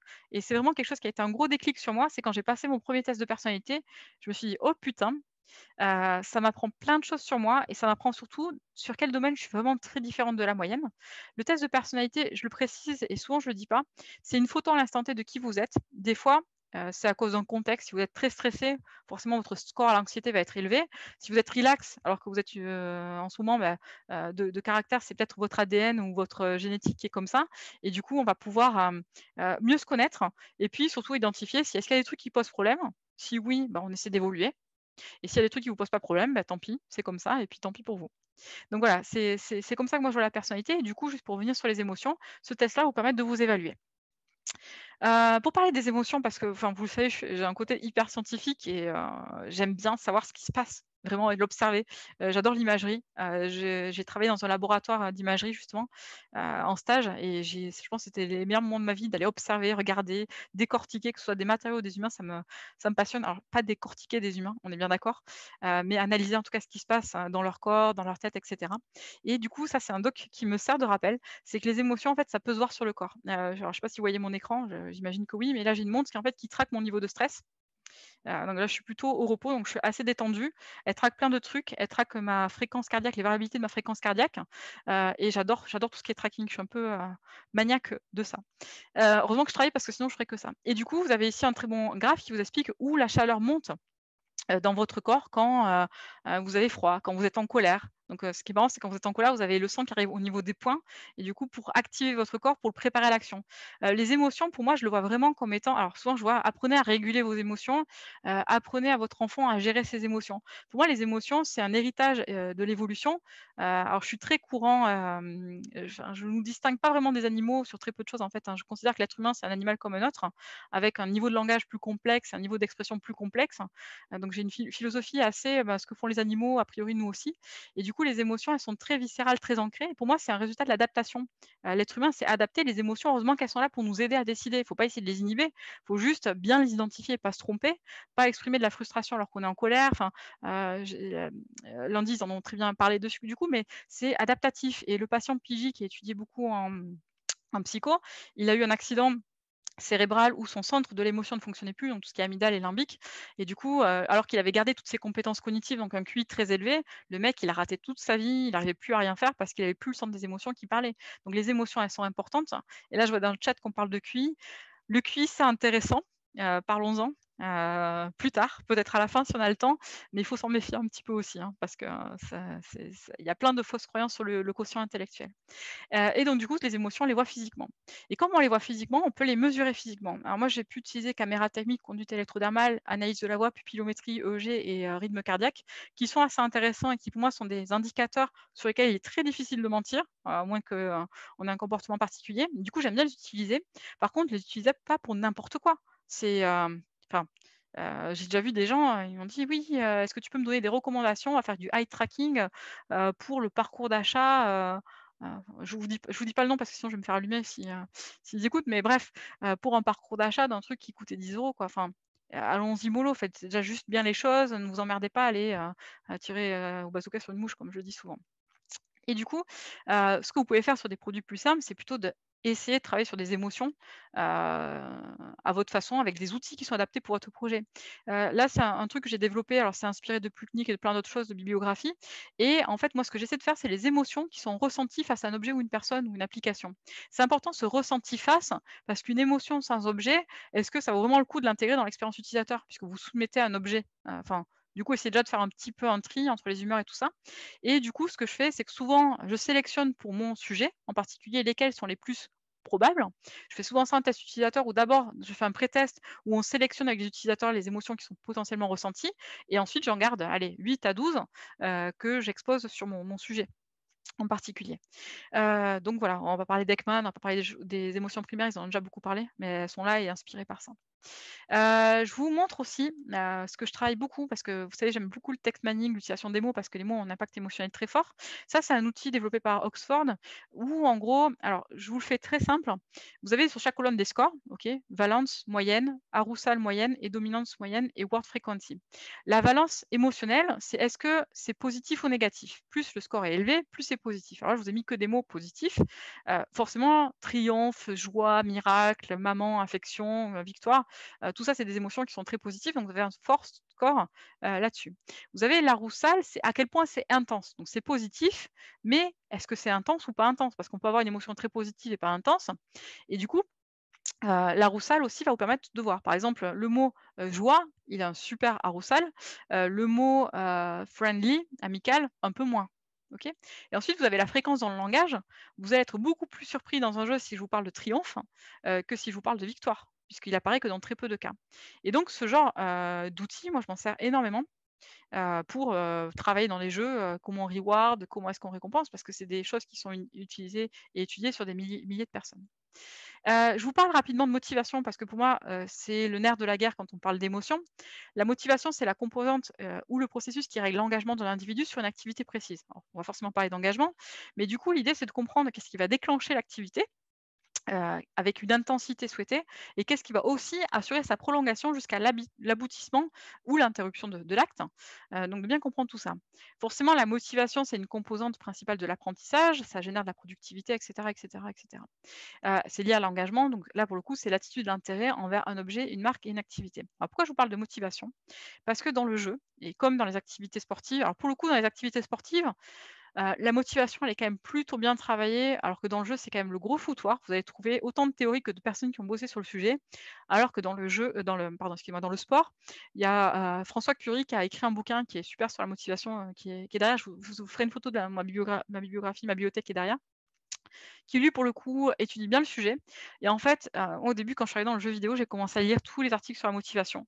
J'adore lire, donc ça tombait bien, mais par contre, il y a un moment donné, je me disais: «Putain, mais les mecs, ils inventent tous leurs propres trucs, c'est fatigant» et du coup, ça a plus été vite pour moi de transposer ce qui était fait dans le sport sur le jeu, parce que les modèles, ils sont quand même extrêmement cool, extrêmement bien détaillés, notamment sur les thématiques d'effort perçu, de complexité perçue, enfin de plein de choses. Bref, pour revenir sur nos moutons et la motivation, j'aime bien dire qu'il y a 3 formes de motivation. Il y a la motivation, c'est-à-dire l'absence complète de motivation. Il y a la motivation extrinsèque, c'est-à-dire qu'on le fait parce que c'est bien vu, parce qu'il y a une récompense, parce que voilà. Et puis il y a la motivation intrinsèque qui est, je poursuis l'activité parce qu'elle me plaît, parce qu'elle est satisfaisante en elle-même. Et là, par exemple, on va retrouver dans le sport la stimulation. C'est-à-dire que quand je fais de l'escalade, je kiffe juste le contact avec la falaise, je kiffe avoir monté. Il y a un amusement, une excitation et des émotions intenses liées à ma pratique. Il y a aussi la connaissance. Moi, par exemple, quand je pratique les arts martiaux, il y a un côté où je perfectionne, j'améliore Alors c'est aussi de l'accomplissement un peu. Moi, je suis un peu sur les 2, sur les 3 d'ailleurs, quand je pratique les arts martiaux, parce que j'aime les sensations, j'aime apprendre de nouveaux enchaînements, de nouveaux katas, de nouveaux tao, et j'aime l'accomplissement. C'est-à-dire quand je perfectionne, quand, je fais des compètes et que, enfin voilà, j'aime bien cet aspect-là et du coup, clairement les arts martiaux, je pratique depuis que j'ai 8 ans et j'ai jamais arrêté même quand j'étais enceinte, même si je faisais plus de combat, parce que j'ai la motivation qui est intrinsèque et qui est presque indestructible sur, les arts martiaux. Par contre, sur d'autres choses comme, le fitness, j'en pratiquais parce que j'étais à Domio's, parce que je faisais ça pour la préparation physique pour mes compétitions. Du coup, dès que j'ai plus de compétition et dès que je bosse plus à Domio's, j'arrête complètement de faire du fitness parce que je suis pas sur mes objectifs, sur ce qui est vraiment dans mes tripes. Et donc déjà comprendre ces mécaniques-là, c'est plutôt pas mal. Moi, ce que j'aime bien, c'est développer mes propres questionnaires psychométriques pour évaluer ça sur mes jeux. Mais on en reparlera sans doute une autre fois. Je finis juste en parlant sur le flow. Alors le flow, je vous prononcerai pas le nom de la personne qui a commencé à parler du flow parce que, Mickaël, il y a trop de syllabes et trop complexe pour moi à analyser. Il y a un très bon article, de Merci Alfred sur le flow, que vous devez avoir lire et donc ça, c'est extrait. En gros, la sensation de flow, on la retrouve sur les sportifs de haut niveau, on la retrouve dans le jeu vidéo, on la retrouve dans le jeu de société. C'est quand on perd le temps qui passe, on ne sait plus ce qui se passe. C'est quand on est très concentré sur le moment présent. C'est quand on se sent heureux, en maîtrise et c'est quand on est créatif et efficace. On perd un peu la notion de soi et du coup, ça augmente la quantité d'informations qu'on peut assimiler, la capacité et la rapidité d'analyse, la motivation et la créativité. Les solutions sont plus créatives qu'en état de flow. Alors, je vous dirais que l'idéal, c'est d'atteindre le flow au boulot. Moi, je suis tellement passionnée que ça va. J'ai plutôt en général le flow au boulot et en fait, il y a un outil qui vous explique que si l'activité est trop dure par rapport à votre compétence, vous perdez cette notion de flow. Si inversement, vos compétences sont plus fortes que le niveau de défi dans le jeu ou dans votre activité, là, vous allez vous ennuyer et en fait, il faut osciller entre ce niveau de compétence et ce niveau d'ennui, enfin, le niveau de difficulté pour maintenir l'état de flow et c'est pas forcément très évident dans le jeu parce que plus le joueur joue, plus il acquiert des compétences rapidement et plus il acquiert des compétences rapidement, plus potentiellement il va s'ennuyer et donc quand on ouais, merci pour la personne qui donne le nom sur le jeu dans le chat et donc plus on va travailler sur, ce travail de game design qui va permettre un maintien de flow permanent, mieux ça va se passer et la complexité sur le jeu de société, c'est que c'est beaucoup plus difficile, contrairement aux jeux vidéo, de venir maintenir un niveau de flow constant, parce qu'on a des joueurs quand même qui font 200 parties, voire même 300 parties, de Catan, de Zombicide, de Seven Wonders parce qu'ils sont vraiment très fans et ben maintenir le flow alors que la personne elle a ratissé le jeu, typiquement sur Magic: The Gathering, heureusement qu'ils renouvellent les cartes tous les ans parce que, il y a des gens, ils se font des fichiers Excel, ils notent toutes les compé ils déblaient ça et du coup, pour eux, ça devient, ennuyant parce qu'ils ont déjà tout déblayé derrière et donc le flow, c'est une composante importante et du coup, c'est pas vraiment une émotion donc a priori, ça pourrait pas avoir sa place là, mais comme c'est un état, je vous le partage aussi parce que c'est important pour moi. Donc j'en ai fini sur la partie émotion. Parlons maintenant d'éthique. Alors l'éthique, c'est un sujet qui est très difficile pour moi d'évoquer et quand Pierre m'a sollicité là-dessus, j'ai dit: «Je veux pas en parler, pitié pas ça». Mais comme on est la journée de l'éthique, je vais faire un petit effort pour vous en parler et partager avec vous ce que j'en pense. Pour moi, l'éthique, je vous ai dit, je voulais être philosophe quand j'étais gamine, donc je lis de la philo, ouais, voilà, des gens qui sont normaux, moi je suis pas normale. Heu, mais du coup, je lis de la philo, j'ai toujours lu beaucoup de philo, c'était ma matière préférée à l'école et même en prépa, j'ai presque choisi la prépa parce qu'on pouvait faire de la science et de la philo. J'adore, lire, j'adore ça, j'ai plein de bouquins à la maison et mes éléments fondateurs, c'est André Comte-Sponville. J'adore ce qu'il écrit. J'adore, la façon dont il amalgame tout ce qui est dit, par ses prédécesseurs pour en faire une synthèse compréhensible et digeste. Donc franchement, ce bouquin, moi, il a changé ma vie, Petit traité des grandes vertus. J'ai lu vers mes 18 ans, donc je le relis encore tout le temps. Il me l'a dédicacé, donc je suis contente. J'utilise aussi pas mal le diagramme de Schwartz des valeurs. J'utilise au quotidien quand je travaille les visions des marques.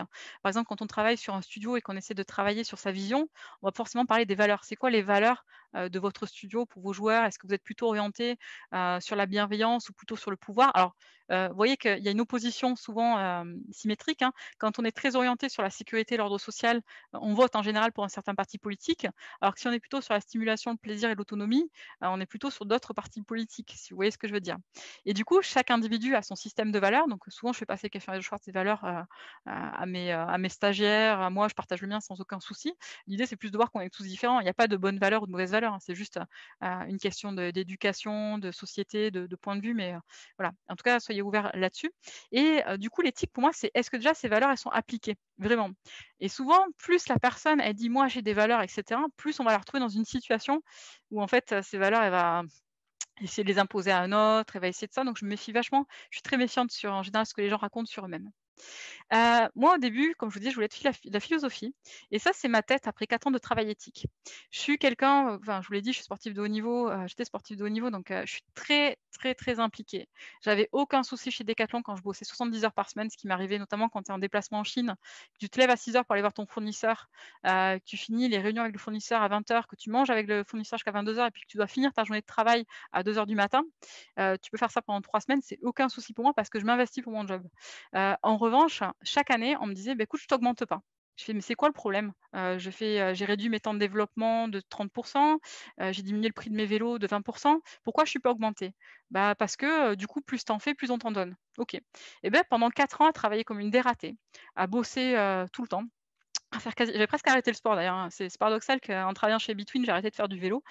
Du coup, j'ai travaillé vraiment comme une acharnée, et en fait, on me disait: «Bah, du coup, les gens, en fait, il te faudra que travailler, plus tu en fais, plus je t'en donne, et donc du coup, je t'augmente pas» et en fait, le déclic que j'ai eu, c'est quand ils ont nommé, manager de l'équipe, quelqu'un qui venait juste d'arriver, qui avait moins d'expérience que moi, qui avait de moins bonnes, comp performances que moi, juste parce qu'en fait, il était sympa et qu'il prenait le temps de faire des pauses café et du coup, c'est le moment où je me suis dit: «OK, voilà, il y a mon système de principes, mon système de valeurs et puis il y a la réalité.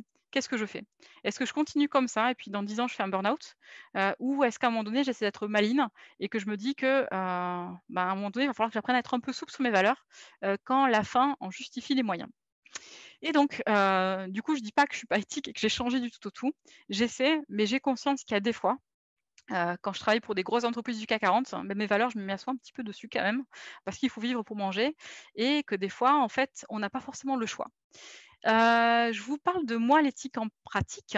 L'éthique, en fait, elle s'applique que quand on a le choix, comme je vous le disais et quand on a des décisions importantes. Moi, il y a quelque chose qui me fait beaucoup rire, quand on entend le mot design éthique. Alors, en général, les gens, ils n'ont jamais lu aucun bouquin de psycho, de philo ou de quoi que ce soit et puis ils parlent d'éthique comme si c'était naturel, spontané, comme s'il y avait une réponse à tout, sachant qu'il y a des thésards, ils passent leur vie entière à étudier juste une toute petite partie de l'éthique, que s'il y avait des gens qui connaissaient une vérité universelle sur l'éthique, je veux bien qu'ils me la partagent, avec moi. Ce serait un grand plaisir que je puisse apprendre ça et puis j'entends des gens qui: «Ouais, je suis éthique parce que j'ai créé un bouton call to action pour des daltoniens pour mon agence bancaire». Bah, en fait, l'impact de la décision, il est peanuts, quoi. Alors, enfin, restons un peu humbles et je pense que plus on crie sur les toits du monde qu'on fait de l'éthique, plus je m'en méfie, de manière générale et en tout cas, quand on n'a pas le choix, pour moi, ben, est-ce que vraiment l'éthique, elle s'introduit, je suis pas sûre. En tout cas, pour moi, l'éthique, c'est le fait d'avoir un impact, d'avoir des décisions importantes. Et du coup, concrètement, alors je peux blablater, toute ma vie sur l'éthique. À 14 ans, je commence enfin j'ai eu la chance de travailler pour des, enfants en difficulté sociale et scolaire. Donc, mon investissement, il a toujours été très fort, sur tout ce qui est, bénévolat, accompagnement de problématiques. J'ai essayé de bosser avec Greenpeace, où je me suis rendu compte qu'en fait, il y avait que de la politique. J'ai essayé de bosser pour SOS Amitié, qui fait du soutien scolaire et de la prévention, suicide et cetera. J'ai essayé de bosser pour plein d'associations. À chaque fois, on m'a rebarré. Parce que alors, ils m'ont fait rire, SOS Amitié. Ils voulaient me former pendant 3 mois à la psycho. Après les 3 mois de formation, j'étais en doublon, c'est-à-dire qu'une autre personne devait m'accompagner et puis comme j'étais la dernière arrivée, c'est moi qui devais faire les permanences de nuit, alors que j'ai 3 enfants. Donc en gros, ils me disaient: «Bah, du coup, bah, c'est toi qui feras les permanences de nuit, donc tu viendras dormir, dans les locaux et puis tu répondras la nuit». Je dis: «Mais moi, je peux être dispo, le week-end sans problème. Par contre, vous pouvez pas me demander ça» et du coup, c'est très compliqué aujourd'hui de trouver des associations et avec des potes, on a décidé qu'on allait faire un collectif, donc qui s'appelle X-Band et qu'on allait donner, tout ce qu'on savait sur l'expérience utilisateur, de manière gratuite et grâce à la Fluppa aussi, ils nous ont beaucoup aidés. On a fait, bah, là, juste pour Noël, puis on essaie d'être un peu, comme on est, c'est-à-dire un peu rock'n'roll. On a partagé plein de tips plutôt pour des niveaux avancés sur la stratégie UX, sur la gamification, sur la recherche utilisateur et sur les personas. On a écrit un bouquin qui est accessible gratuitement, qui est un cahier du X sur la recherche utilisateur et du coup, on se dit qu'une bonne façon, en fait, d'aider et de grandir la communauté là-dessus, bah, c'est de partager, en fait, ce qu'on fait, c'est de passer du temps à faire du mentoring parce que pour moi, ça me tient à cœur d'avoir un peu un retour d'ascenseur de tout ce que les gens ont partagé avec moi pour essayer de, voilà, de partager. Donc c'est ma façon d'appliquer l'éthique. Ma deuxième façon de faire, et elle est un peu injuste pour pas mal d'entre vous qui écoutent ça, c'est que, bah, déjà, je me spécifie dans les activités autotéliques. C'est-à-dire qu'en gros, je bosse pour des entreprises qui font des produits pour des gens qui feraient quand même leur activité si on n'était pas là.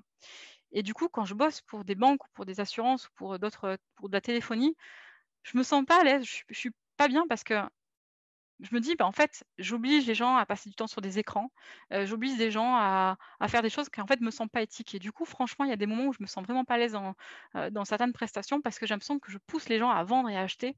Et moi qui suis pas très pro du consumérisme, aveugle, il y a des fois, ça résonne pas en moi et je suis beaucoup plus à l'aise, donc ça diminue ma distance cognitive, de bosser dans le sport, de bosser dans le jeu, de bosser dans le jeu de société parce que je me dis qu'au moins j'offre de la qualité de temps à des gens, j'améliore leur expérience, et surtout dans le jeu, de société.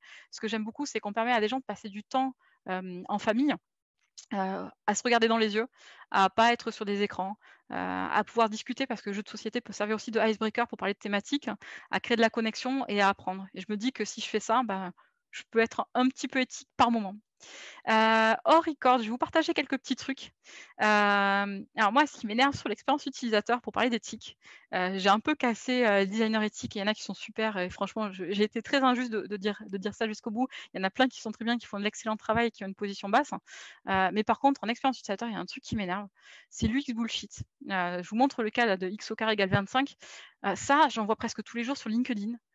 Et la 3/4 du gens, en fait, ils sont en train de dire: «Ah, c'est génial, c'est super, merci beaucoup, j'ai vu des posts avec, des centaines de likes, c'était de la merde et en plus, le truc, c'est qu'on en discute entre nous, entre vieux dans l'expérience utilisateur, enfin, on est, je pense qu'on est une trentaine de personnes que j'ai rencontrées lors de confs et cetera. Putain, mais on en discute entre nous et il y a des gens, ils sont éhontément, ils racontent n'importe quoi sur internet, ça me fait délirer et du coup, souvent, ils le racontent, mais avec une manière tellement assertive et tellement charismatique que les gens, ils sont là: «Mais allez-y, quoi. Heu go, c'est génial, je vais pas m'énerver plus que ça et juste parmi les pépites que j'ai pu entendre en 2020, j'ai entendu des gens sur la psycho dire: «C'est bon, maintenant je prends complètement en compte les biais cognitifs dans mes tests utilisateurs». Excusez-moi, prendre en compte les biais cognitifs dans les tests utilisateurs, comment vous faites ça?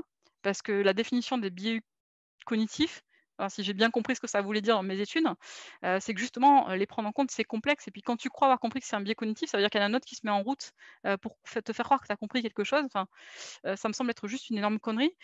J'ai entendu sur les statistiques des phrases comme, «Bah, c'est normal que la moyenne, elle soit plus importante parce qu'il y a eu plus de participants qui ont répondu».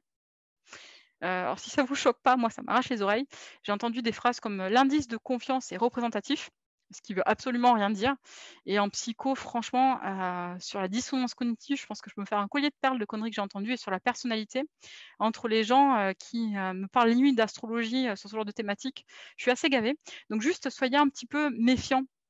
Quand on parle d'éthique sur expérience utilisateur, prétendez pas vous substituer à 7 ans bac+7 ou bac+8 de PhD sur une thématique et utilisez bien les termes s'il vous plaît. Bref, aussi une grosse blague sur l'expérience utilisateur, c'est les normes ISO, qui moi me font rire. Encore aujourd'hui, genre il y a genre je crois qu'il y a 6 pages, 7 pages sur ce genre de choses et j'aimerais bien qu'un jour, mon rêve, ce serait qu'on ait des vraies normes, qu'on ait, un peu comme les techniques de l'ingénieur, mais de l'expérience utilisateur et que chaque personne n'aille pas vendre sa prestation de service en inventant un nouveau mot, ce serait chouette. Et un deuxième truc qui m'énerve, c'est, le «c'est mieux que rien» en expérience utilisateur. Vous avez de la chance qu'on soit en distanciel parce qu'il y a des baffes qui se perdent des fois, mais j'entends beaucoup par mes collègues: «Oh, on va faire un test guérilla sur 3 personnes, c'est mieux que rien. De toute façon, on n'a pas le budget». Bah, faites rien, en fait. Comment vous pouvez négocier du budget? Si vous vous contentez de faire des trucs à l'arrache, on va vous demander de continuer à faire des trucs à l'arrache. Bref, alors du coup, je vous partage quand même mon petit traité éthique, hein, que j'ai essayé de retracer. C'est toujours s'améliorer avec l'aide des autres. Moi, je ne sais pas faire grand-chose, je sais juste solliciter les bonnes personnes au bon moment. Quand tu crois avoir compris quelque chose, c'est que tu as arrêté d'essayer de le comprendre. Ça, c'est mon adage, je pense que je peux le graver sur mon front ou m'en faire un tatouage. Alors c'est valable pour tout, c'est valable pour tes utilisateurs. Le jour où tu dis, toi, en tant que UX designer, que quand tu crois avoir compris ton utilisateur, c'est que tu as arrêté d'essayer de le comprendre, en fait, parce qu'il est en permanence évolution, parce qu'il est multiple, parce qu'il est changeant, parce qu'il est indécis, parce qu'il est, il a du mal à déclarer ce qu'il fait, parce qu'il est imprédictible souvent et du coup, le jour où tu crois avoir compris, c'est que tu as arrêté d'essayer de comprendre ce qui se passe dans sa tête et c'est valable pour soi-même. Quand on croit avoir compris sa personnalité, c'est qu'on a arrêté d'essayer de la comprendre. Et souvent, ce qui se passe, je vous ai parlé de néothénie tout à l'heure, c'est important, c'est qu'au bout d'un certain temps, l'être humain, vers 25-30 ans, il s'entoure de gens qui sont exactement comme lui. Il rejette tous les gens qui ne sont pas comme lui et du coup, il se crée un espèce de système de pensée qui le challenge plus. Et c'est un peu pour ça aussi, je pense que le cerveau, il arrête de grandir et de se structurer parce que, voilà, on se crée un système très confortable de cercle d'amis, de boulot, de croyances professionnelles et en fait, on le remet plus trop en question et du coup, le cerveau, il s'arrête un peu de grandir. J'aime bien aussi rappeler qu'un conflit, c'est toujours 50-50, que quand il y a 2 personnes qui se battent dans une entreprise ou ailleurs, je déteste entendre dire: «Oui, mais c'est la faute de un tel, c'est une vraie connasse» et cetera. Même quand j'ai eu des patrons qui m'ont malmenée, j'ai eu la chance, oui ou non, parce que ça a été formateur, de vivre 2 cas de harcèlement moral. Il y a un truc et on en parlait tout à l'heure sur l'inclusivité, c'est je crois pas du tout, au fait qu'il y a 100 quelqu'un qui est méchant. Je pense que dans toute situation, notre part de responsabilité et moi, il y a quelque chose auquel je crois beaucoup, c'est l'empowerment. C'est le fait de se sentir capable de bouger les choses et ça, pour moi, c'est ce qu'on peut opérer à l'échelle individuelle. C'est nos croyances personnelles et tant qu'on peut se sentir capable de faire quelque chose, il faut le faire et du coup, sur un conflit, c'est toujours ça. Alors, je vous ai mis 2 illustrations qui me plaisent beaucoup sur les points de vue, qui, sont pour moi la façon dont j'appréhende l'éthique et l'expérience utilisateur de manière générale. C'est la notion de point de vue. Donc là, ici, on peut voir un 6 ou un 9 comme on en a envie. Donc perdez pas du temps à discuter parce que, on est dans une société qui est de plus en plus dichotomique, où il y a tout qui est blanc, tout qui est noir, les ennemis, les adversaires. On le voit aux États-Unis, de manière très flagrante en ce moment et du coup, moi, j'aime bien ça, cet exemple-là de montrer qu'il y a 2 vérités. Mais moi, je crois plus à ce genre de truc. C'est qu'en gros, il y a pas vraiment de dichotomie, ça en fonction de là où on va se positionner, on va pouvoir voir des multiples de choses et pour moi, la réalité, c'est un petit peu ça, quoi. Je vais vous parler pour finir d'inclusion. Je vais vous quand même laisser du temps pour me poser des questions si vous en avez. Alors l'inclusion, je donne d'abord une définition, c'est en fait de vraiment inclure, des personnes qui sont différentes, ce qui, dans le système et dans la société. C'est de les penser comme étant, partie d'un tout, enfin faisant partie d'un tout. Ce qui est différent de l'intégration, on les inclut, en tant qu'individus différents. Là pour le moment, l'inclusion, pour moi, je le considère vraiment comme un tout, quoi. C'est limite un non-sujet pour moi. C'est obligatoire et c'est évident. En fait, on est tous plus ou moins inclusifs, et on j'aime beaucoup l'expression du spectre autistique, qui définit qu'en fait, c'est un spectre et un continuum. On a tous des alors c'est très maladroit de le formuler comme ça, mais par exemple, moi qui suis des fois introvertie et qui peut des fois être dans des situations d'anxiété sociale, je suis pénalisée dans ma vie professionnelle parce que, j'aime pas mentir, parce que, j'aime pas prendre les devants, parce que dans certaines situations, je suis très, très mal à l'aise. Donc est-ce que c'est pas un handicap et je veux surtout pas me comparer avec des vraies situations de handicap, mais enfin, je considère que ça fait partie de la vie, en fait, d'avoir des moments de faiblesse, des moments de difficulté, que ce soit des handicaps cognitifs ou physiques et en fait, je pense que plus on fait un focus sur les différences et plus, en fait, on les crée, on les exagère et on en crée du communautarisme. Bref, excusez-moi pour toute cette maladresse. Mes pensées sont pas très au clair là-dessus. Mais pour moi, quoi qu'il en soit dans les jeux, l'inclusivité, c'est une obligation. C'est obligatoire. La population, de jeux vidéo et de jeux de société est tellement sensible à ce sujet-là que si vous ne le faites pas, vous allez vous faire défoncer. Et heureusement qu'ils sont précurseurs là-dessus, sur la communauté LGBT, sur plein de thématiques, sur, des handicapés qui peuvent jouer à des jeux, vidéo, des jeux de société. C'est hyper important. Enfin, l'oubliez pas, c'est une obligation. Utiliser, ce qu'a fait Microsoft sur l'inclusivité, allez-y quoi. Allez-y go. Alors, je vais vous poser la question, si vous êtes honnête, vous pouvez répondre. Les gens qui écrivent en écriture inclusive, est-ce qu'il y en a beaucoup par ici? Vous pouvez mettre dans le chat, derrière s'il y en a? Ouais, ouais. Alors, tous ceux qui n'écrivent pas en écriture inclusive, s'il vous plaît, fermez les yeux. Voilà. Ça, ça c'est ce que je pense de l'écriture inclusive. Donc, si vous essayez de lire ce texte-là, le fait de rajouter des points, il faut quand même un certain temps aux gens pour, appréhender ça et en fait, ça va vous faire très mal et très difficile, en fait, de lire tous ces points.